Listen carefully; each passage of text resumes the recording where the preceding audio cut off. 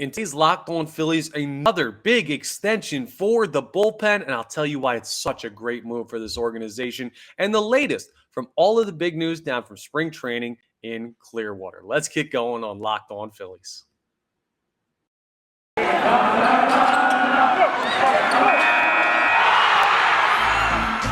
are Locked On Phillies, your daily Philadelphia Phillies podcast. Part of the Locked On Podcast Network, your team every day.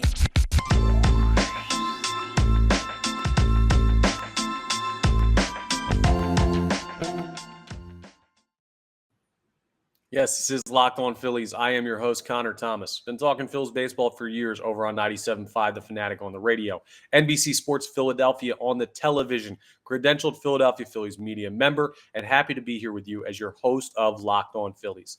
I want to thank you for making Locked On Phillies your first listen every day. We're free and available wherever you get your podcasts. And I also want to give you a huge thank you to everybody out there who subscribed to the YouTube. As of last night, we have officially hit 1,000 subscribers. It's a huge milestone for any YouTube channel, the first 1,000 subscribers. It's the mark of where you really start to make a dent in getting people to follow. So I appreciate you guys putting your faith in me, following along, subscribing. I know it's easy to do, but it's hard to get people to do it. So I significantly, sincerely appreciate y'all doing it. And to break it down straight up, because frankly, I love doing this. I love what I do on 97.5 The Fanatic for the radio side. I love what I do on the TV side. I love what I do going to games and covering the team. The job is a dream come true. And that being said, it's good to make money doing what you love to do. And once a YouTube channel gets to 1,000 subscribers, you're able to do what's called monetizing it, which means I can make extra money from doing this for you guys. And who doesn't want a little extra pay bump? So basically, I do this show for you, the Philly fan out there listening to this that wants their best Phillies content day in and day out. And I try and provide that for you. You're essentially my boss. You tell me when the content's good. You tell me when the content sucks. And you tell me when I deserve a raise. And 1,000 subscribers on YouTube it's a huge jump for me. It really helps me out. It really helps the channel out. And it's awesome. So I really, really, really appreciate it.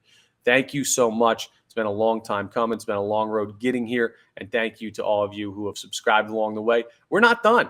Next step, I don't know. What are we going for? 5,000. We'll go for 10,000. We're going to keep doing this until we run out of people to subscribe. What's the world population? Like 7 billion? Yeah. I want 7 billion subscribers. Now, we're going to keep our goals realistic, but not done by any stretch of the imagination, just a nice milestone. And I'm a person who likes to celebrate accomplishments, celebrate achievements. And this is an achievement and accomplishment, not just by me, but by all of you out there who have followed and supported Locked On Phillies. I sincerely appreciate it. Anyone you've ever told about it, anytime you've ever retweeted or shared any of my content has helped me get to this point. So this is a very, very heartfelt thank you from me. And I'm going to continue to work hard to give you the content that's worthy of the 1,000+ subscribers that we have to Locked On Phillies on YouTube. If you're just a podcast listener, if you just hear us on Apple Music or Spotify or wherever you get your podcasts, go ahead and check out the YouTube. Go ahead and give it a watch, not just a listen. I promise. I got solid hair game going. You can see my expressions. I'm very expressive. And also something I found working in radio, it really helps to put a face to a voice. It's fun to hear. It's even more fun to watch. Could you imagine watching a TV show with just the TV turned off and just hearing the sound? You can kind of get the idea, but it's more immersive and it's more fun if you go ahead and watch on the YouTube side. So I really, really appreciate that. Just wanted to take the time to say thank you so much for everything there. Now let's jump into the big Philadelphia Phillies news. Yesterday, we heard Seranthony Dominguez had a 2-year contract extension. Well, guess what? His bullpen mate, Jose Alvarado, part of the strike one, strike two, good luck club that we learned about last year, their motto between those guys. Well, he got his contract extension today. He got a 3-year contract extension, taking him through 2025. So 23, 24, and 25 are covered. There's even a club option for 2026. So he got an extra year on top of what Seranthony Dominguez got. And just like that, you have two of the most important arms in your bullpen locked down for the next couple of years. It is absolutely awesome. I love leaving the club option at the end. I always love club options for relievers because you can have up years and down years. I mean, I love club options in general because I trust this organization and Dave Dombrowski and Sam Fold and the folks in the front office to make the right decisions with these players, and giving them more power gives them more flexibility for how they're going to handle Phillies roster decisions in the future. So it's another great move. Now, Jose Alvarado, he goes in that camp the same as Seranthony Dominguez that we talked about yesterday. He shouldn't be the closer. He shouldn't be, because Gregory Soto is more proven in that role. Even though Soto's a younger player, he's been an all-star multiple times in that spot. That doesn't diminish how good Jose Alvarado is, has been for the Phillies, and still will be as he plays out the rest of his contract. I firmly believe he figured something special out last year with his control, with his movement. I get it. I already saw some responses to the Phillies tweet. He gave up the biggest home run of the year last year to Yordan Alvarez in the final game of the World Series. I understand. It happens. I've told you already, he got put in a tough spot. Do not let that define Jose Alvarado's season last year. He was incredible. He's one of the best left-handed relievers in all of baseball. He has some of the nastiest stuff I've ever seen from the left side on the mound. The kid is unbelievable. And the fact that you lock him down and you can have bullpen continuity is a great thing for this organization. This is your championship window. This is your team to compete with.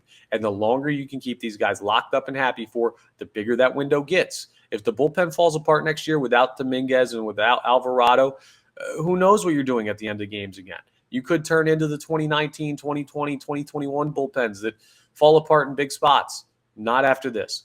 And this has been a really, really incredible offseason for Dave Dombrowski in the front office. Not only have they added guys like Trea Turner and Gregory Soto and Craig Kimbrell, and Taijuan Walker, Josh Harrison. You bring all these guys in and you make the team better that way. But you've also re-signed and extended guys that put you in a really good spot. Seranthony Dominguez and Jose Alvarado being the top two to keep you in contention for a long time.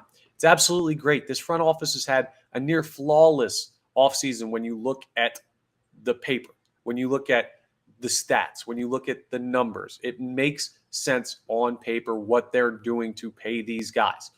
I said it yesterday. I will say it again today. I don't want comments in July when Jose Alvarado struggled for a week or two saying, oh, dumb extension. Think about how you're feeling at this time. Bottle this feeling. It is the right move to extend him. It was the right move to extend Seranthony Dominguez. It was great work by the Philadelphia Phillies and Dave Dombrowski to lock these guys down. I love it, and to do it so early in spring training so you can go ahead and get after it throughout the season, that's great. Now, here's what I'll say.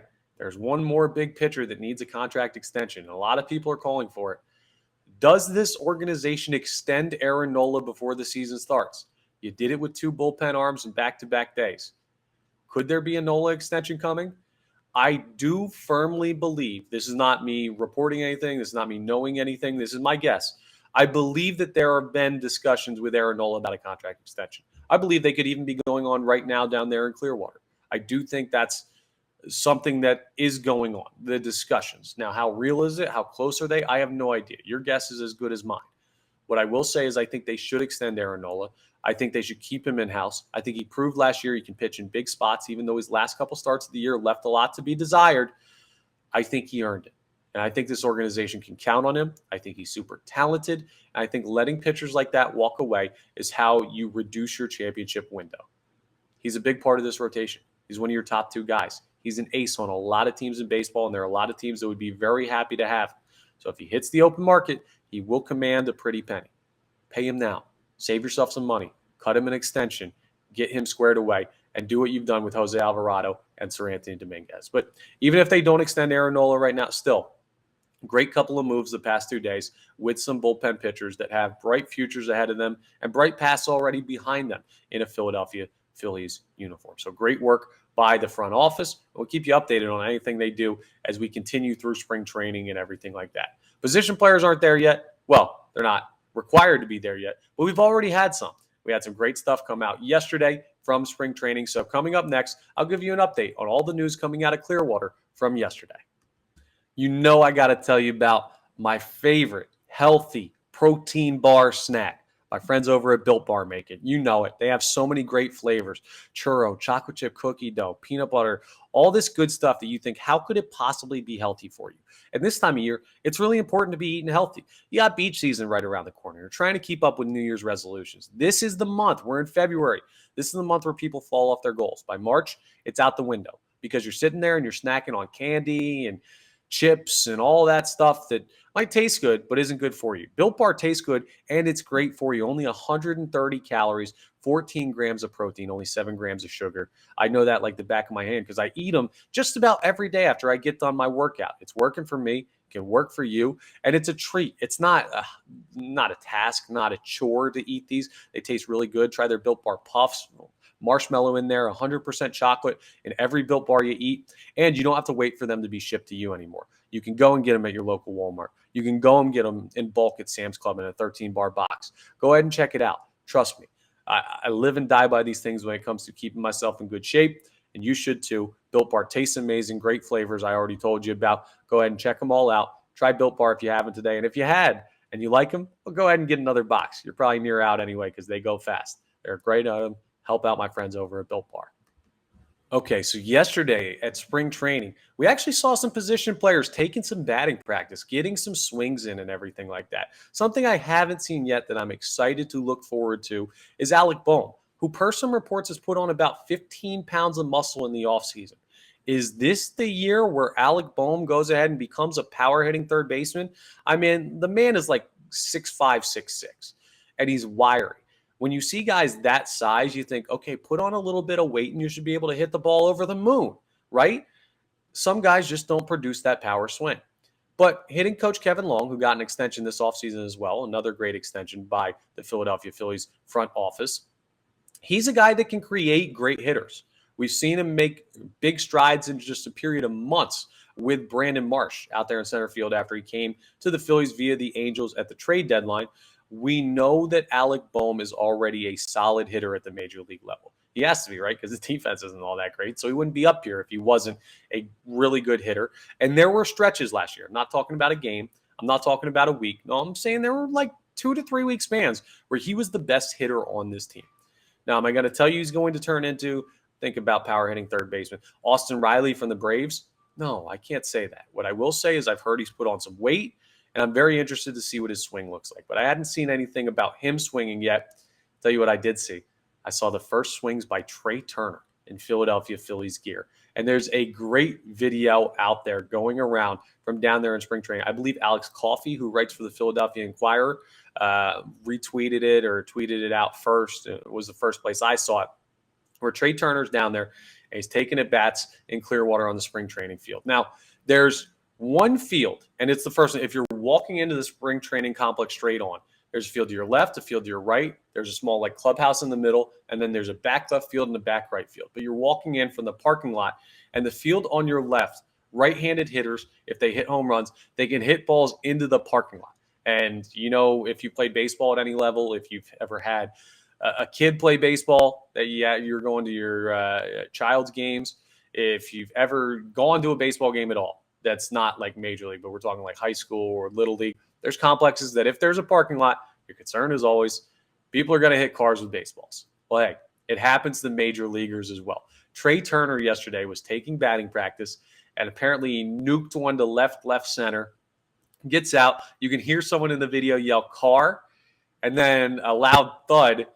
Yeah, Trea Turner hit a home run into a car, and people are laughing at him and making fun of him and saying stuff and everything like that. And Kevin Long had a great line where he yells out, you can hear him in the video, I can think of 300 million reasons why you're paying for that.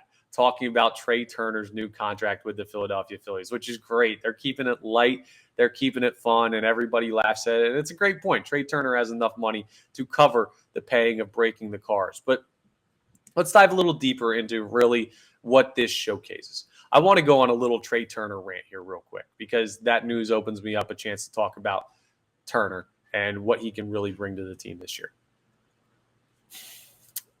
I'm thinking if I want to put this much on him, and you know what? I think I'm ready to.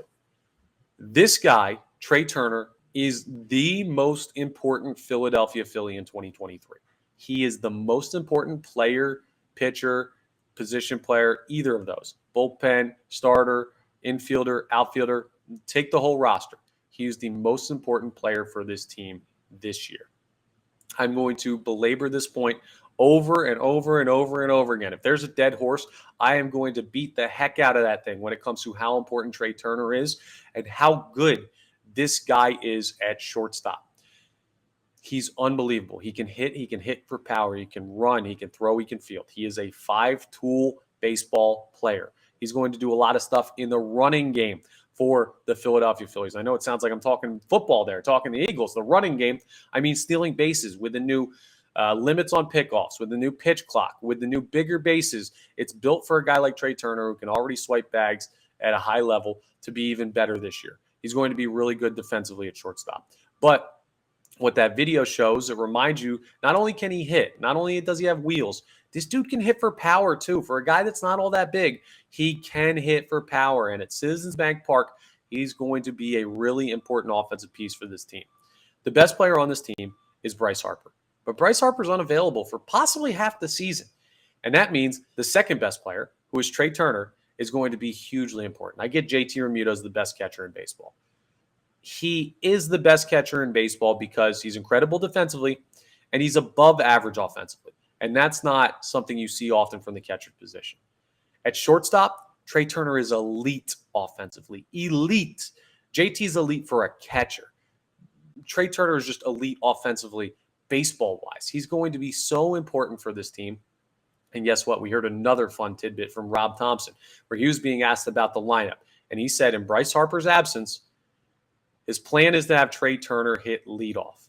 That's the plan. He didn't guarantee Trea Turner is going to hit leadoff every day, but he did just flat out come out and say, plan is for Trea Turner to be in that leadoff spot. Now, what that means is it's a new spot for Kyle Schwarber in the lineup. And some people may think, hey, Kyle Schwarber was really good at leadoff last year. Why are you moving him?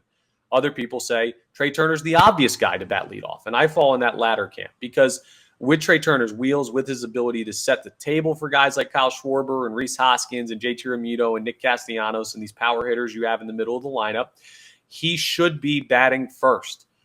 That's how it works. You don't want Kyle Schwarber on first with a walk. Trea Turner hits a single, and he's stuck at first because Kyle Schwarber's not that fast. You don't want 2 walks to start off the inning, and Trea Turner can't steal a base. What you want Trea Turner to hit a single and then steal second, and then Kyle Schwarber ropes one in the gap, and all of a sudden you're up 1-0. Or if Rhys Hoskins is batting second, he singles with Trea Turner on second. Automatic run because Trea Turner's so fast. Or you want him up there, he swipes second and third. Or you just get him on base because he bats 300 every year like he does it in his sleep, and then all of a sudden Kyle Schwarber's leadoff solo shots become 2-run home runs. It's the right call by Rob Thomson. It's a long string, honestly. Outside of pulling Zach Wheeler in the final game of the World Series this past year, Rob Thomson has pushed all the right buttons. And this is another one that I'll say he hasn't pushed the button yet, but he's hovering over it. He's ready to push it, and it is the correct one. Trea Turner should be batting leadoff for this team. How the rest of the lineup goes, it's debatable. And at some point in spring training, maybe a couple times in spring training, I'll give you my ideal Phillies lineup. I'm not ready yet because I want to hear some news about what Rob Thompson's planning to do, cheat a little bit and hear what his plans are. But it's absolutely right to have Trea Turner batting leadoff and moving Kyle Schwarber down to the lineup where his power, where he hit, 46, 47 home runs last year, that can go ahead and make even a bigger impact on the scoreboard than what it did last year. So great decisions, great signings, fun stories from spring training, everything starting off great for your Philadelphia Phillies. Coming up next, we're going to wrap up with a little Off the Poll. Yes, we're bringing back Off the Poll because we're in season. Off the Poll is our poll segment on Twitter where you get to give me feedback on a question I'll ask you. I'll break the segment down a little bit more coming up next if you're one of our newer subscribers or newer listeners and you're not familiar with it. But I have an important question for you about those 2 guys that the Philadelphia Phillies have signed, or extended rather, and whether or not you agree with me on what their role should be. We'll discuss as we wrap up Locked On Phillies. Okay, it's Off the Poll time. So if you don't follow Locked On Phillies on Twitter, it's at @LO_Phillies. What I'm going to do is I'm going to tweet out the poll question that I'm going to give you here in a second. From that account, it's going to be active all weekend. I'm going to follow up on Monday with my thoughts on what the answer should be. I'm not going to give you my thoughts here, but I'm very interested to see who you all think should be closing for the Philadelphia Phillies in 2023. which of these 4 players should be the Philadelphia Phillies closer? Because they really have 4 guys who I think would be good in that role. I think they have one guy who's better than the rest, but I think they have 4 guys that would be really good. And this one I've kind of already made my opinion known, but still, I'm interested to see what you think. So the 4 players that could potentially be in the closer role for the Phillies are Sir Anthony Dominguez, Jose Alvarado, Gregory Soto, and Craig Kimbrell. Of those 4 guys, and this is the poll question, of those 4 players, which would you most want to see be in the closer role for the Philadelphia Phillies in 2023? I don't need any wishy-washy, try all of them or this. No, make a decision, make a call, pick your best option. And I understand you might like all 4 of them, but pick which one you think would be best employed as the closer for the 2023 Philadelphia Phillies. That's off the poll for this week. I'll have the responses to that on Monday's episode. That's all for today's Locked On Phillies. I want to thank you for making Locked On Phillies your first listen every day. We're free and available wherever you get your podcasts, YouTube, Odyssey app, all that good stuff. I want to thank you again for making us hit the 1,000 subscriber mark on YouTube. It's a huge accomplishment. Thank you so much. I'm deeply, deeply grateful to everybody who has subscribed. And if you haven't, what are you waiting for? 1,000 of your closest Philly fan friends have already done it. They're enjoying it. Go ahead and jump in as well. Don't be the last one to subscribe. You don't want to miss out on any great Philadelphia Phillies content coming from us here at Locked On Phillies. I want you to make your second listen Locked On MLB Prospects. Great work by Locked On MLB Prospects. Lindsey Crosby has all your greatest news about the next rising stars in baseball, including some from your Philadelphia Phillies organization and farm system. So go ahead and check him out. Make him your second listen every day. That's all for Locked On Phillies, and I will talk to you next time on the next episode of Locked On Phillies.